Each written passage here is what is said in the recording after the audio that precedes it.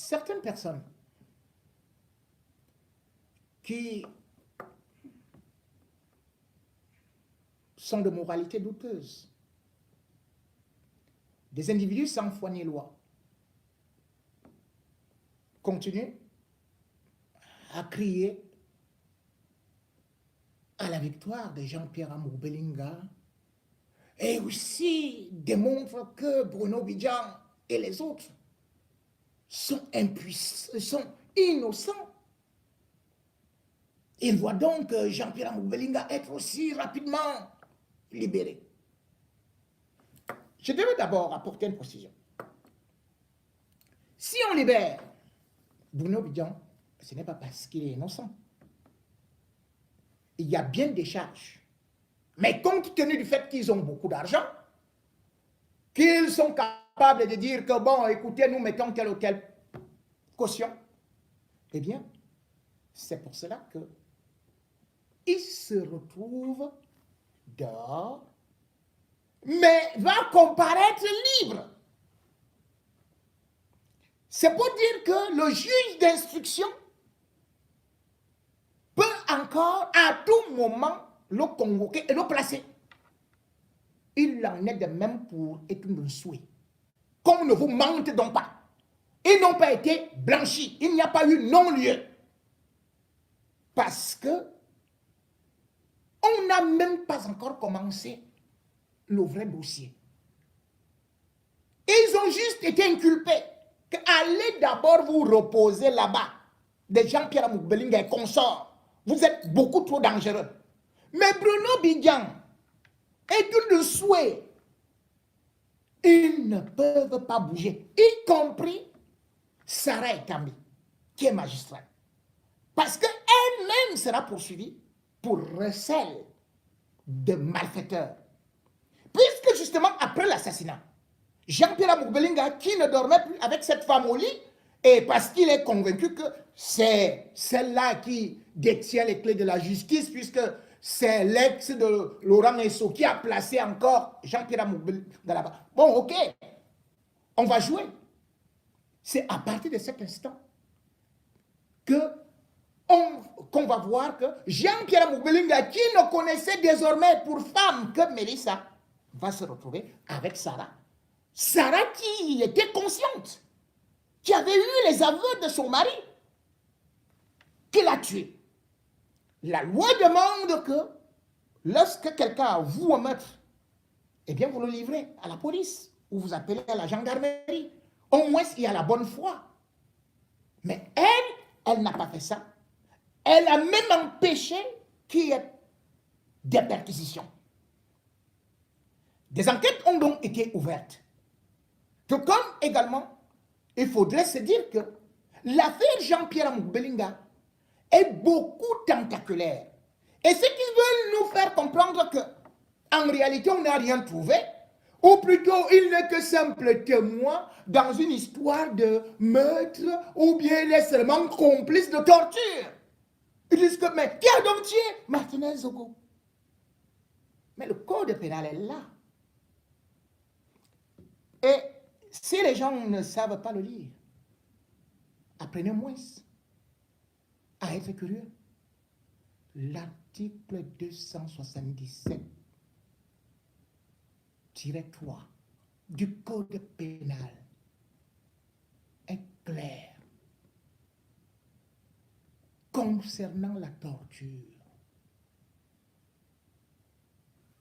Lorsqu'on soumet quelqu'un à une torture et qu'il en découle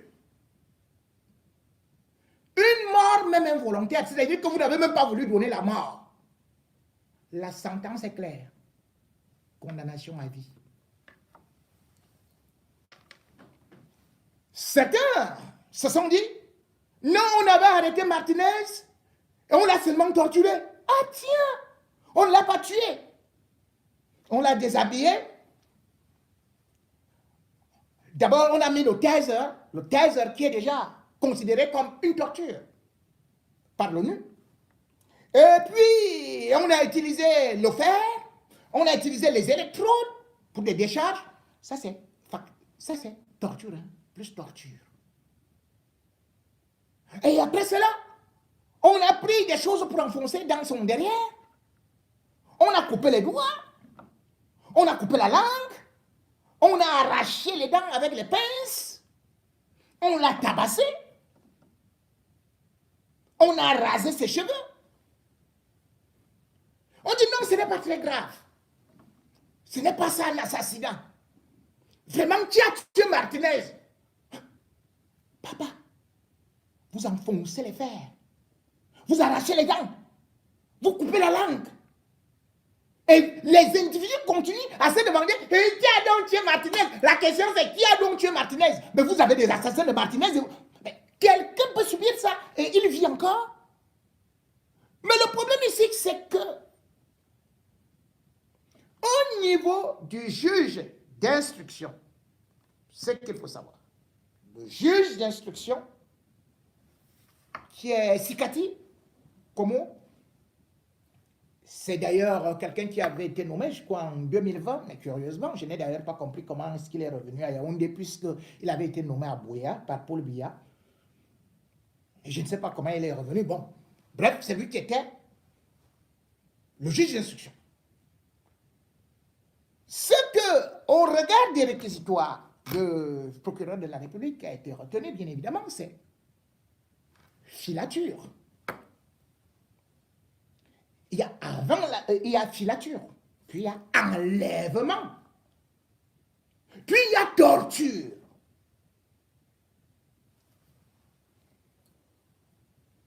Vous savez, assassiner quelqu'un, même d'une balle,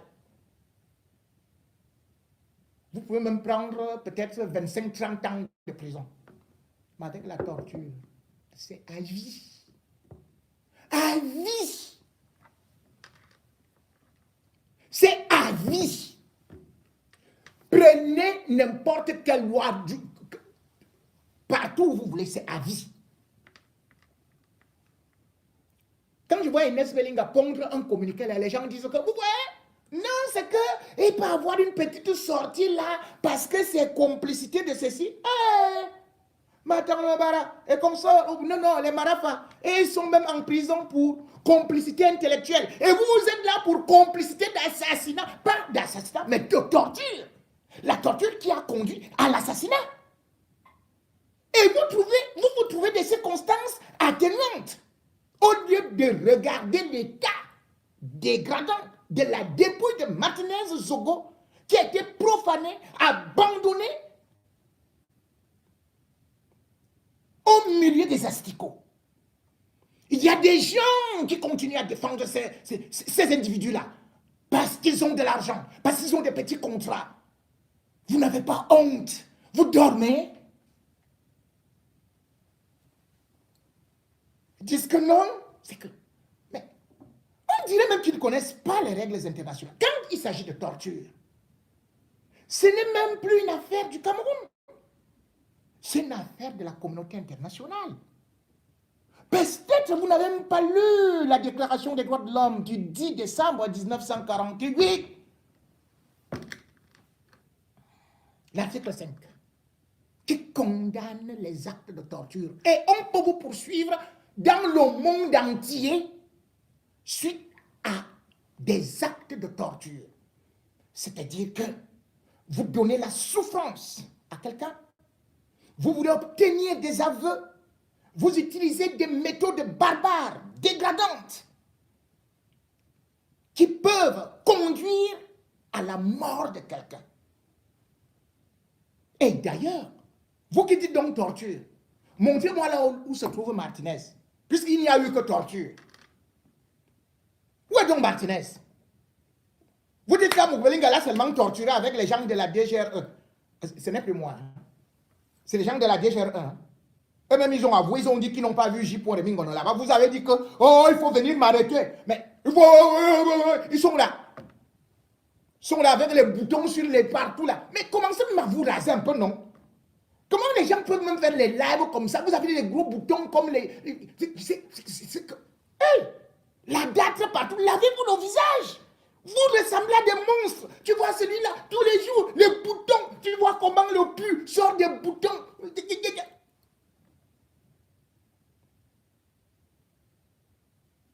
Martinez était un bel homme, c'est pour ça que vous le détestez. Il faut voir certains qui font le lèvre. Et mandibule. Tu vois seulement leurs yeux sont rentrés comme ça, comme ceux de hibou.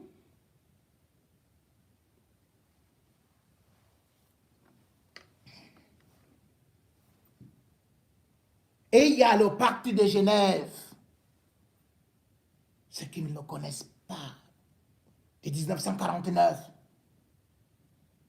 Puis les accords de 1957 relatifs à la torture qui sont venus s'ajouter là pour dire que le monde ne peut pas vivre sous la torture. Donc vous dites que, comme on a torturé Martinez, vous avez d'abord dit qu'il n'y avait pas d'immeuble, il n'y avait pas de sous-sol. Mais tout le monde a dit que c'était là-bas. Quand je vous disais ça, vous avez dit non, non, non, Reporters sans frontières est parti recopier ce que Dieu pour revenir, on nous raconte, il n'y a jamais eu de... Mais attendez. Vous avez dit qu'Amour Belinga ne connaissait rien. Il fait quoi là-bas? À la prison principale. Il fait quoi là-bas? Dites-moi, comme il ne connaît rien.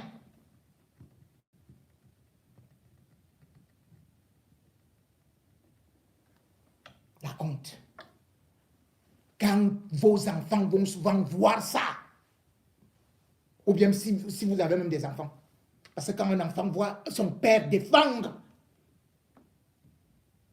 des monstres de Caligula, des misanthropes, des vampires,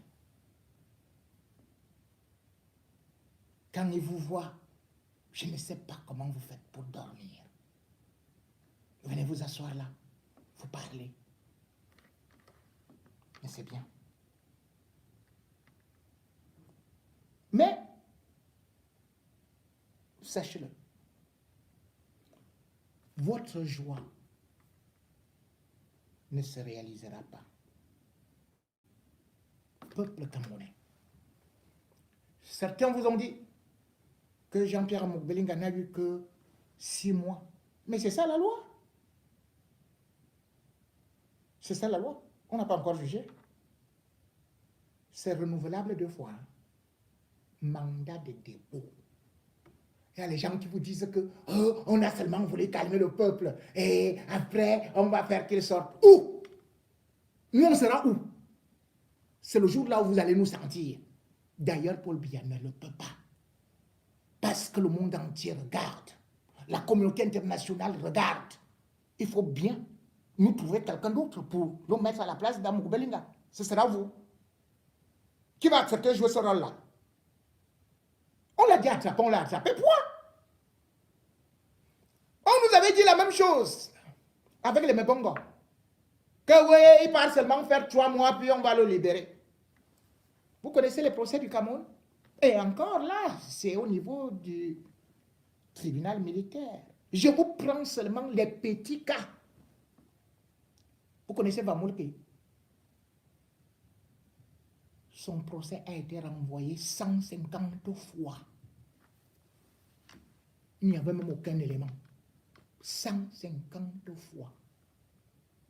Il a passé 6 ans et demi en prison sans être jugé. Et vient d'être condamné le 1er février 2023 à 25 ans de prison pour quelques miettes volées.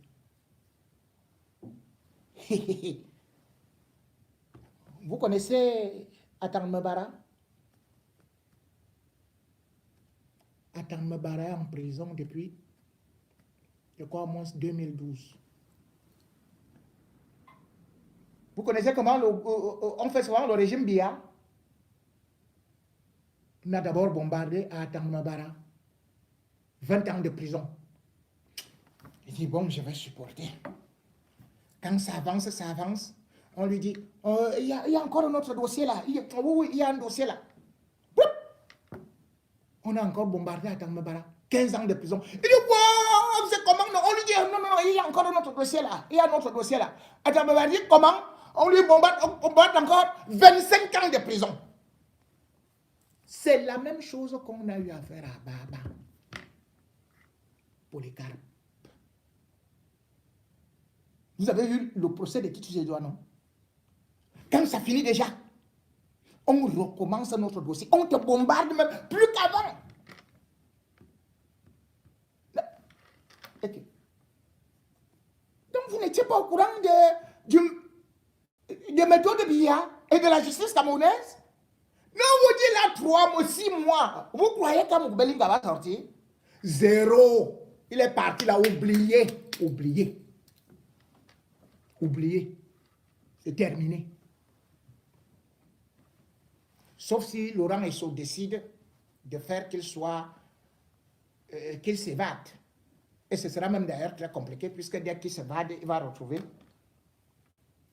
l'armée camerounaise un peu partout. Donc c'est comme ça. Aujourd'hui, vous dites que on va, l'avocat va trouver une parade. Il n'y a que l'avocat. Avec Tchungang là, Tchungang qui est même venu bombarder que il y a atteinte à la sécurité de l'État. Pendant que Jean-Pierre Amoukbelinga était au CED, on a commencé d'autres enquêtes. Je vous annonce donc. Voilà comment ça va se passer. Pendant qu'au tribunal militaire, on cherche à lui bombarder. Condamnation à vie ou condamnation à mort. Vends déjà tes choses. Parce que là, vends même tes femmes.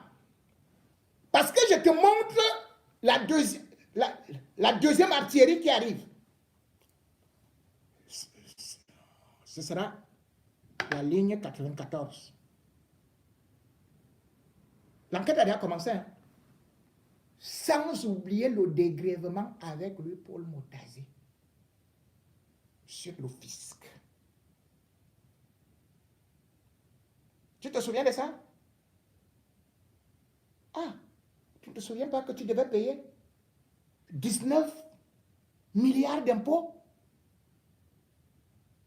Que tu devais d'abord payer 30 milliards. On a fait un dégrèvement. Ça allait à 19 milliards. Puis on a refait un dégrèvement jusqu'à 1 milliard 900. C'est là dont Paul Biya t'attend. Avec tous les autres. Pendant ce temps, on va dégager ton vieil amant là de la justice. Tu vas voir comment ça va se passer, non? Pendant que tu seras en train de courir dans le sac,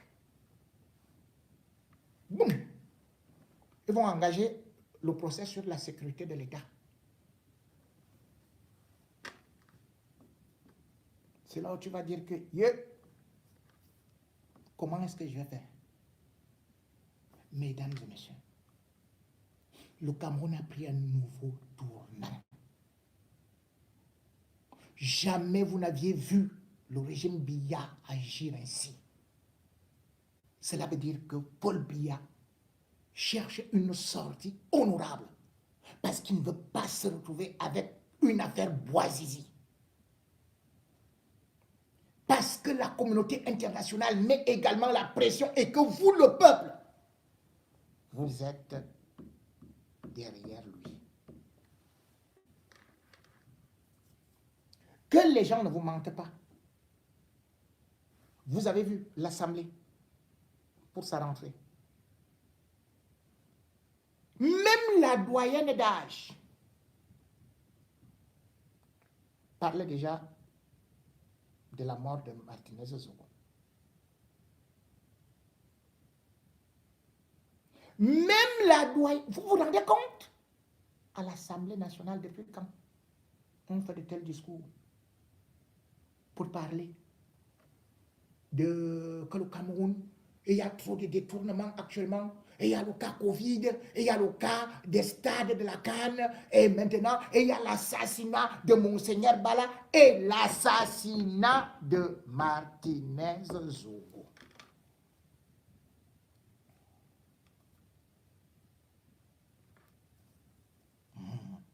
Moi, j'ai suivi la dame qu'on appelle Laurentine Fégué, la doyenne d'âge.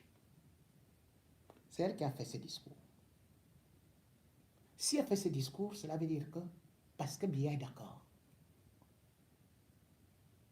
Biya a compris que, avec l'assassinat de Martinez Zogo autour de lui,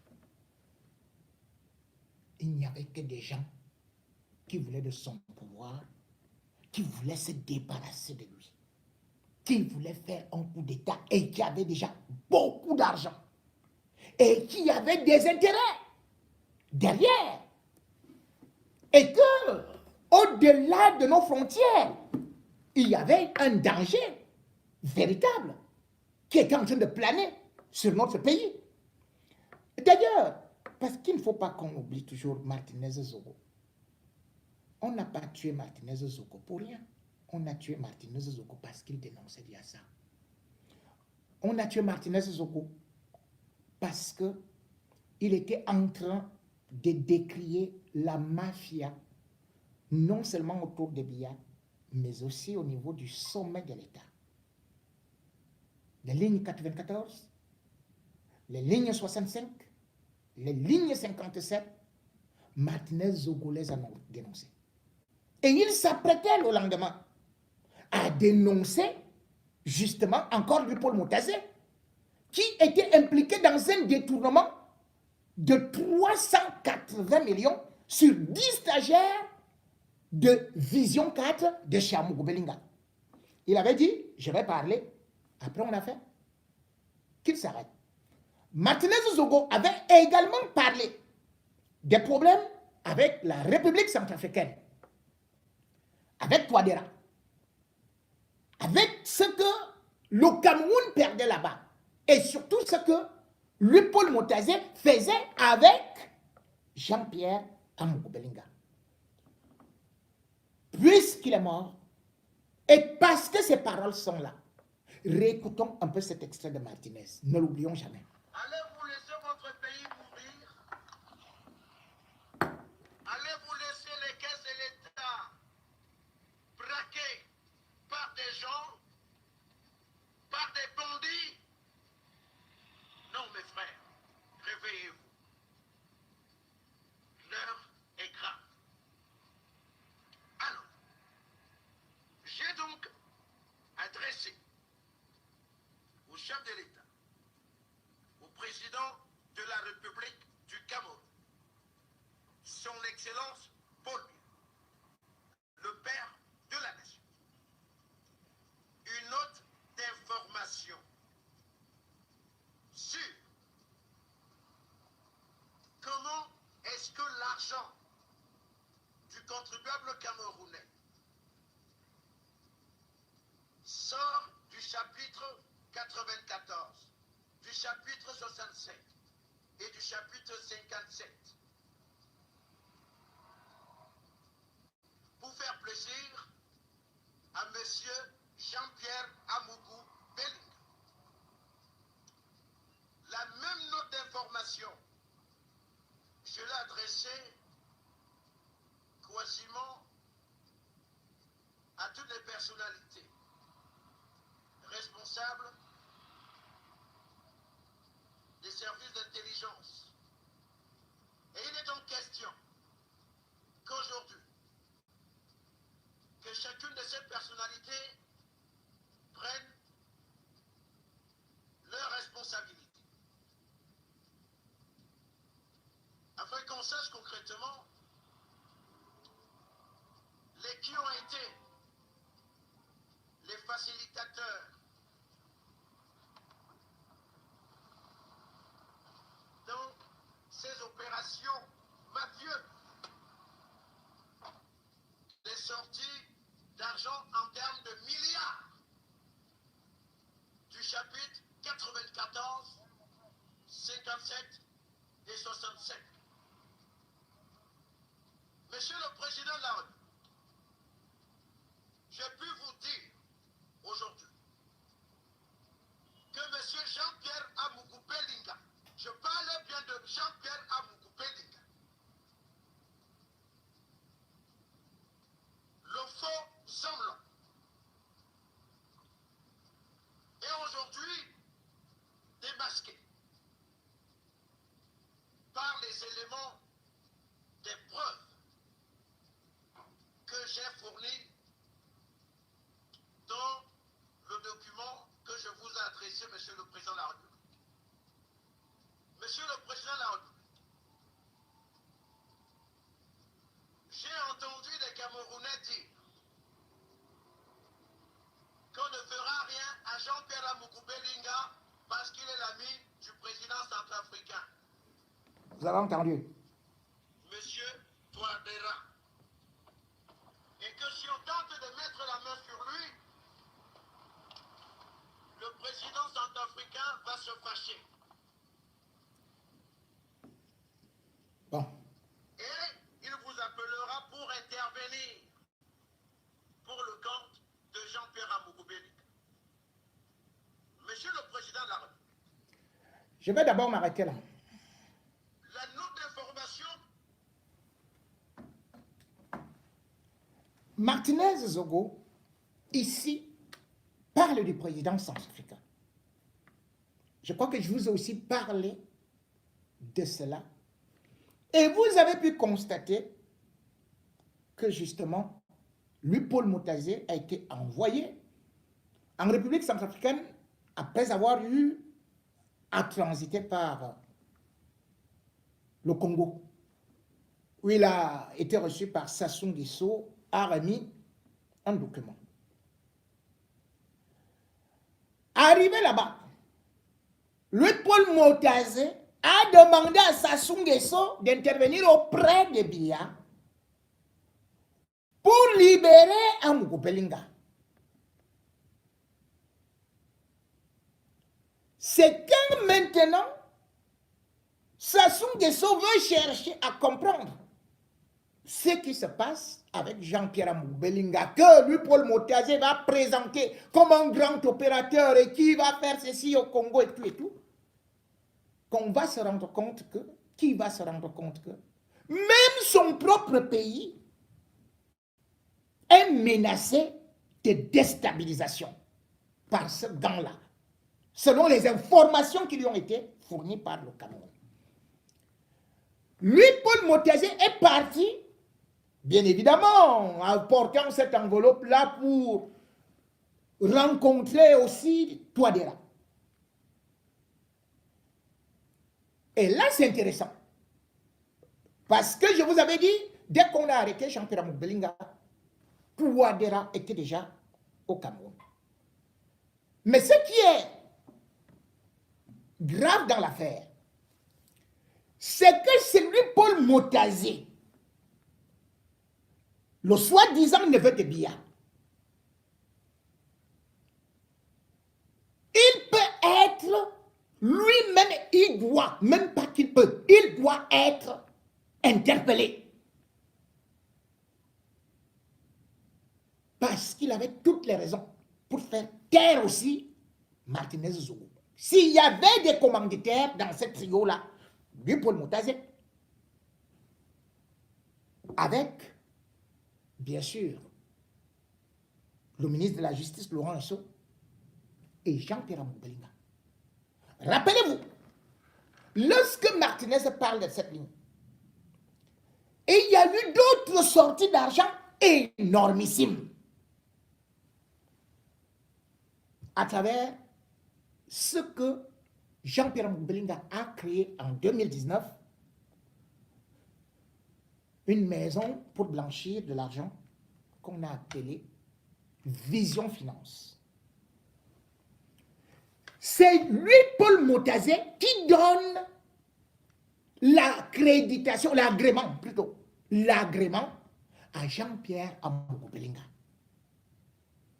Et on n'a jamais su qui sont les actionnaires de cette microfinance de type 2.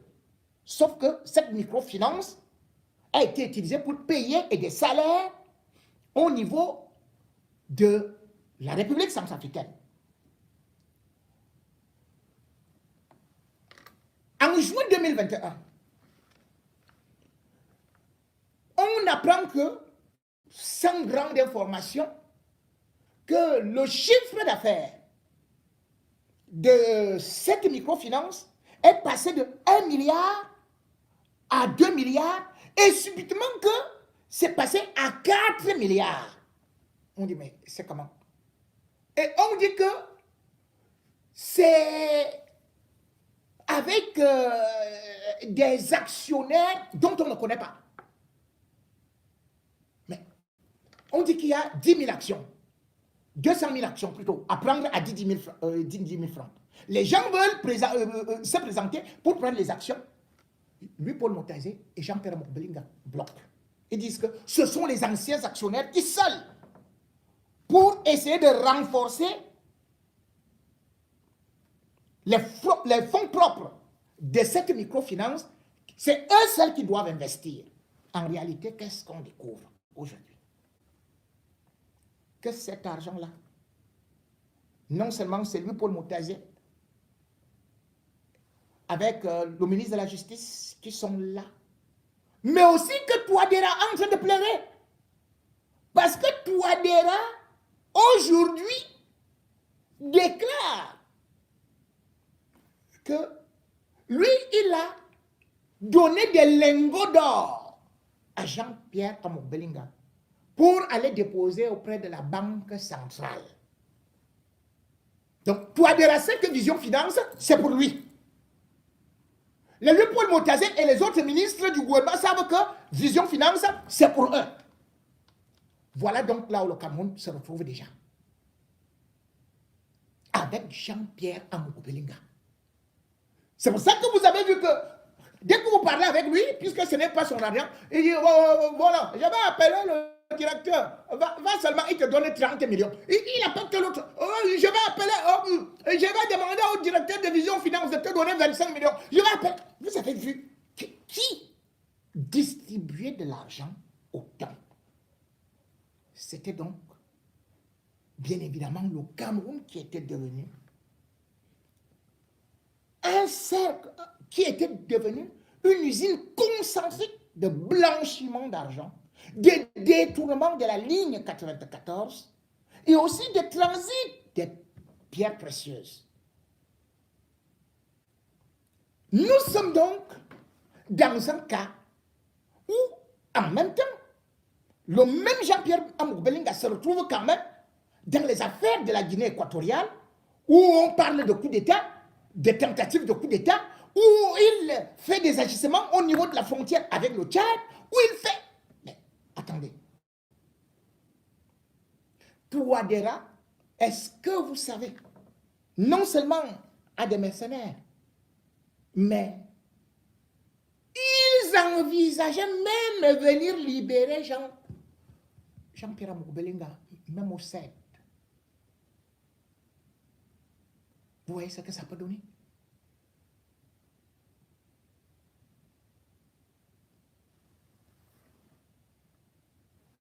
Regardez cette prison.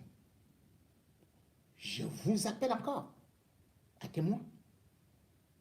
Pour qu'on ne dise pas que demain, c'est moi qui ai organisé l'évasion de Jean-Claude Mokbelinga.